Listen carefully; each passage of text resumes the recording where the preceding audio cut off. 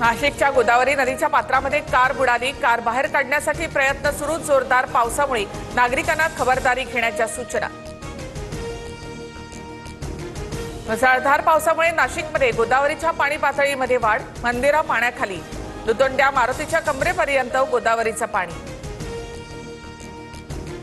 पुण्यामध्ये जोरदार पावसाची हजेरी। आळंदीमधील इंद्रायणी नदीत वाहून जाणाऱ्या एकाला वाचवण्यात एनडीआरएफला यश, तर आयबी गेस्ट हाऊसच्या पार्किंगमधील वाहनं पाण्याखाली।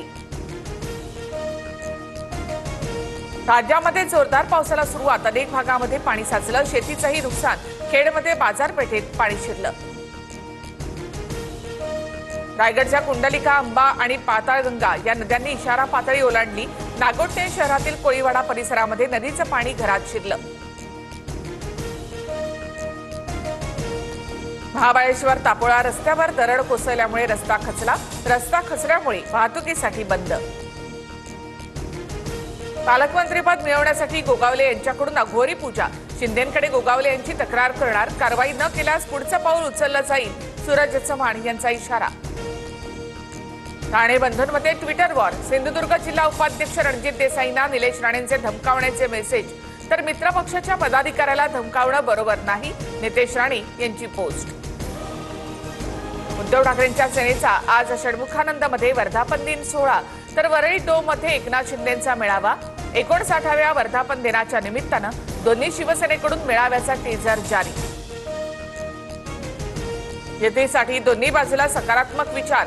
राज आणि उद्धव ठाकरे यांनी एकत्र यावं ही लोकांची इच्छा। महाराष्ट्र आणि मुंबईसाठी बाळासाहेबांची शिवसेना कोणताही त्याग करायला तयार। संजय राऊतांची प्रतिक्रिया।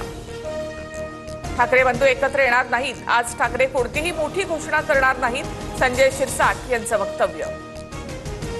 राज ठाकरे आणि शिंदेंमध्ये आधी चर्चा झाल्या। शिंदे राज ठाकरे यांच्या निमंत्रणावरून त्यांच्या घरीही गेले, मात्र अंतिम निर्णय शिंदे साहेब घेतील। शंभूराज देसाई यांची प्रतिक्रिया। ठाकरे बंधू एकत्र येण्यावर राज ठाकरे स्वतः बोलतील। कोणी कुणाकडे जेवायला गेल्यामुळे युती किंवा आघाडी होत नसते। संदीप देशपांडे यांचं विधान।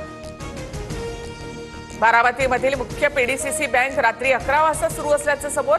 बँकेमध्ये माळेगाव कारखान्याच्या मतदार याद्या असल्याचा आरोप। बँकेचे अधिकारी सभासदांच्या याद्या घेऊन काय करत होते?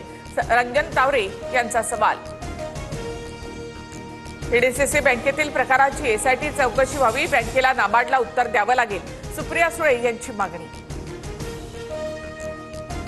अहमदाबादमधील विमान दुर्घटनेनंतर डीजीसीएकडून सर्व विमानांचं ऑडिट करण्यात येणार। मुंबई विमानतळावरील उड्डाण घेणाऱ्या प्रत्येक विमानाचं पथक ऑडिट करणार। लोकलच्या दरवाजामध्ये बॅग घेऊन उभं राहण्यास मनाई। प्रवाशांच्या गर्दीवर नियंत्रण ठेवण्यासाठी रेल्वे सुरक्षा बल आणि लोहमार्ग पोलीस ऍक्शन मोडवर। तुकाराम महाराजांच्या पालखीचा आज आकुर्डीमधील विठ्ठल मंदिरामध्ये मुक्काम असेल। आळंदीमधील ज्ञानेश्वर महाराजांच्या मंदिरालाही आकर्षक सजावट।